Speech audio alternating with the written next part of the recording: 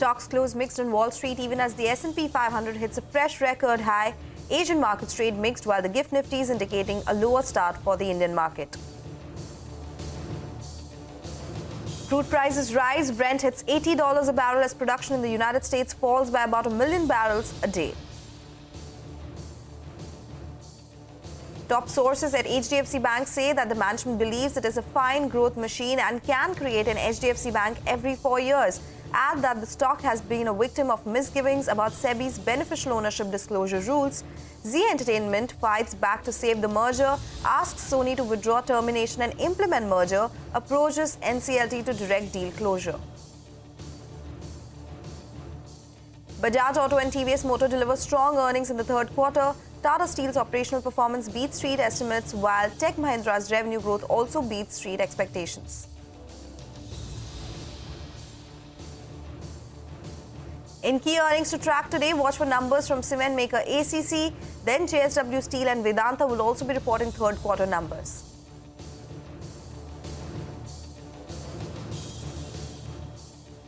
Good morning in the Mumbai News Center. I'm Sonal Bhutra. You're watching Power Breakfast. Those are the top headlines that we are tracking on this Thursday morning. It is also the monthly options expiry and the last trading day of the week as well. So a lot to catch up on. But first up, let's take a look at the Asian markets. Largely mixed. That is something that is a cue we got from the Wall Street as well. While the Hang Seng is seeing some profit booking, that one is down around 18 points. We have the Taiwanese index, which is up around 88 points. And if we look at the other indices as well, as I said, largely a mixed picture. Nikkei continues its fall and the Kospi too is in the red with cuts of around 0.5%.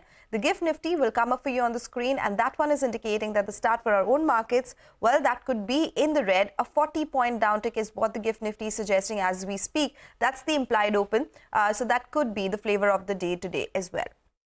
Let's talk about the US markets now. Wall Street ended mixed among the major indices. Nasdaq gained 55 points, the S&P gained 3 points, while the Dow lost about 99 points. A surge in Netflix shares helped carry the S&P 500 and Nasdaq to a fifth winning day. Netflix shares surged more than 10% after the streamer said its total subscriber count hit an all-time high of 260.8 million. Electric vehicle maker Tesla slumped nearly 6% after the company missed Q4 estimates. The company warned that vehicle volume growth may be lower in 2024.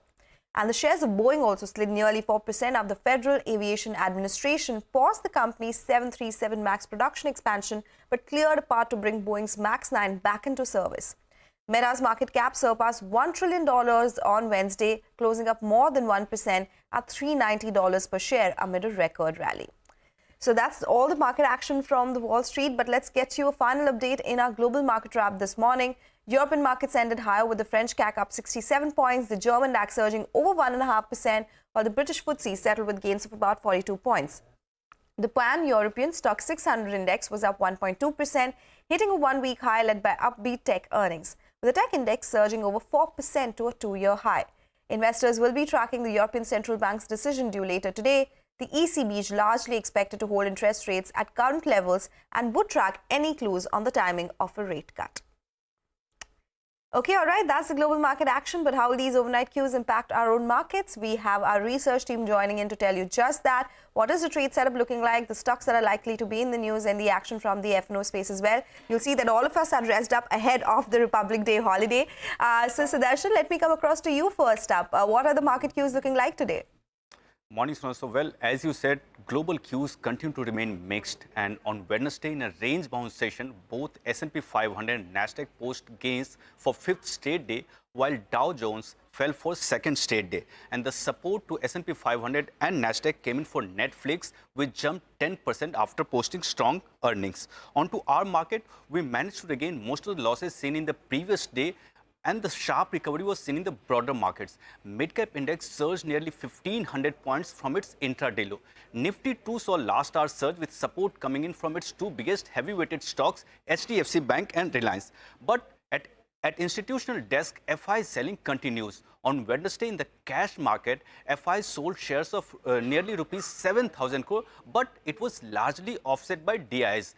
Buy figure for DIIs was rupees 6,000 crore. For today, Gift Nifty is indicating a start with minor cuts. Talking about commodities, we saw an up move in oil. Both Brent and NYMEX moved 1% higher after US production data, which shows sharp decline in the production for the week ending January 19. Lastly, talking about cues to watch, on domestic front, we have earnings of ACC, AU Bank, JSW Steel, PNB, SBI Life and Vedanta. And on global front, there will be two data that we'll be watching for. First, US GDP for December quarter.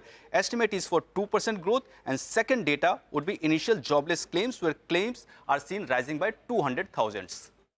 Okay, all right. So those are some of the market cues we'll be watching out for. Thank you, Sudarshan, for that.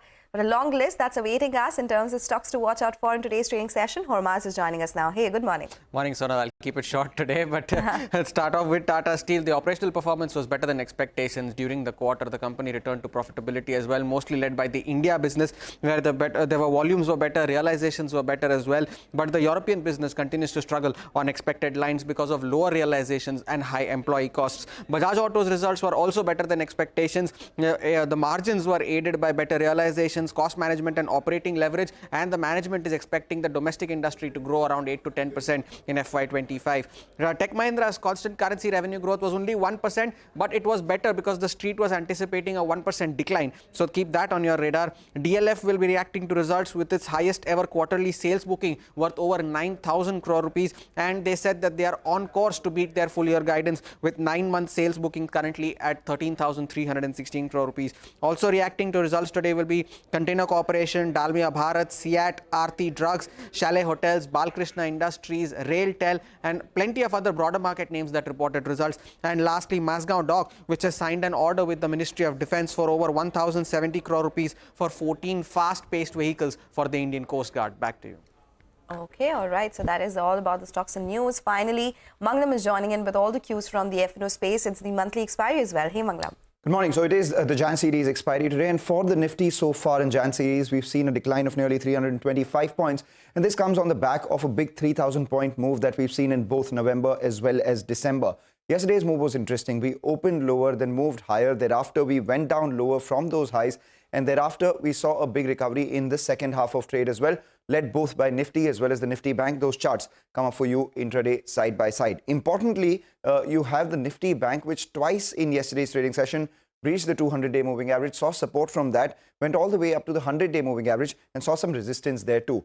Cash market flows continue to, surprise on the negative side. The FI sold nearly 7,000 crores in the cash market with huge gross volumes as well. But that's all that they sold, because they bought around 6,300 crores in index futures. They bought around 884 crores in index futures as well. And at the same time, they added close to around 2.98 lakh index puts on the short side, telling you that the Nifty may have made a bottom just for the near term, because the FI longs also over the last 3 trading sessions have increased from 46% to 48%. We saw some short covering in the 21,300 call yesterday, some writing at the 21,450 call. So important to see whether the Nifty goes ahead and crosses that 21,500 mark convincingly or not. But at the lower level, where the Gift Nifty is indicating an opening, we may see some sort of support near 21,350 odd. Z is the one stock that I'm watching out for, because after a big move on the upside yesterday, the stock has entered F&O band once again. Let's see where that goes. Okay, all right. Thank you guys for joining us and prepping us up for this trading day ahead. Time for a short break now. When we return, we throw the spotlight on HDFC Bank and Z Entertainment. So stay tuned for all the details and analysis on the other side.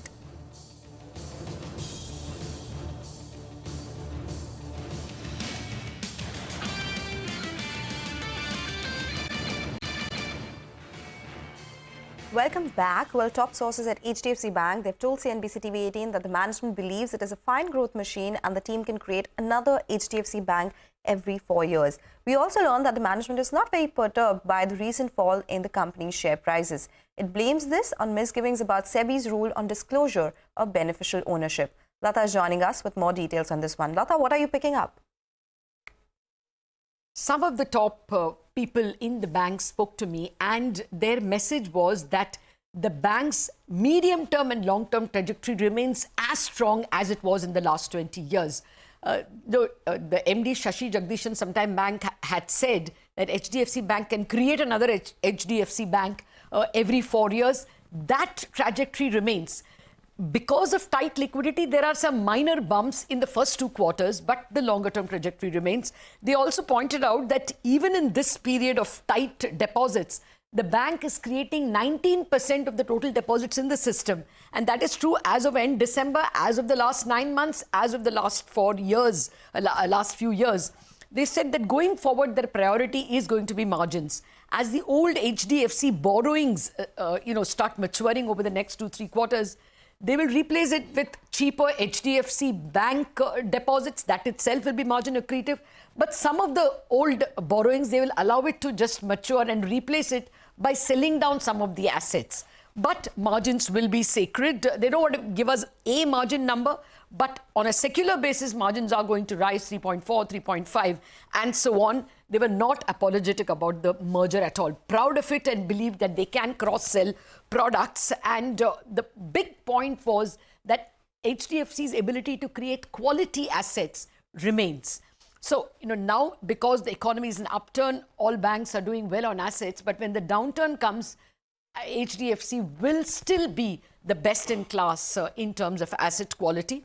There was a minus disappointment from investors that they promised 1,500 branches this year, but they're scaling it down.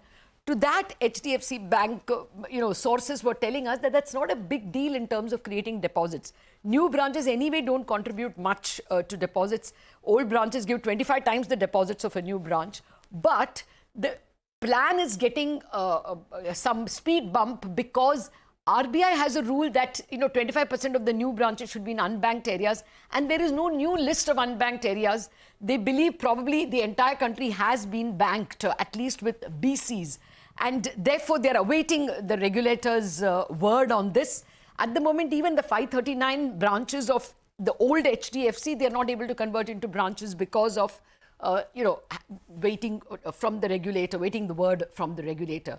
But short point, they are extremely confident of the bank's ability to create both assets and liabilities in the medium term. This is a short-term bump. Okay, all right. Thank you so much, Lata, for bringing us all those details about HDFC Bank. Moving on to the latest in the Zee and Sony merger saga now. Zee Entertainment has fought back to save the merger and moves the NCLT, asking Sony to be ordered to implement the merger scheme. My colleague Nisha is getting us all the details. Nisha? That's right, a dramatic turn of events in this Zee-Sony saga. After 2 days of unilateral termination of this merger process by Sony, after repeated extension requests by Zee, well, Zee has come on an action-packed mode to fight and save this particular merger. In fact, it has written to Sony to withdraw the termination and also to confirm the implementation of the merger. For certainty and also invoking its legal rights, it has reached out to NCLT Mumbai for ordering the implementation of the merger, approval to which, remember, was given by the NCLT to both the parties.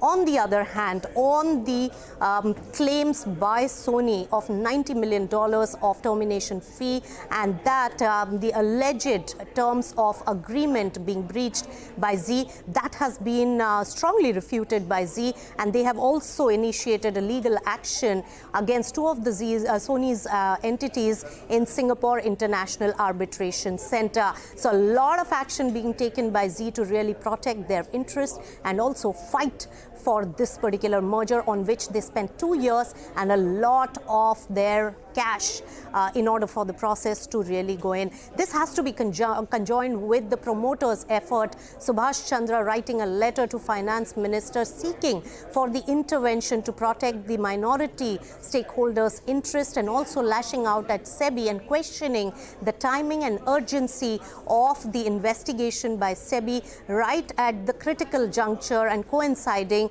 with that of Sony's Zee merger process. So all that put together, it has been action-packed few steps taken by Zee to save this particular merger. Let's see which way this saga really goes, whether the merger is saved or will there be a legal corporate battle between the 2 entities. It's likely to really intensify going forward.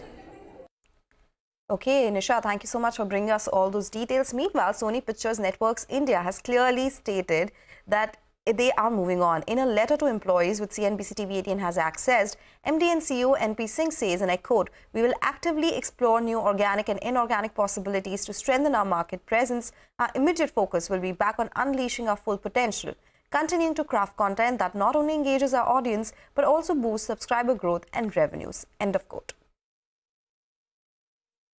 Okay, it's time to get into another break. When we come back, we'll get you all the cues from the commodities market, so stay tuned for that.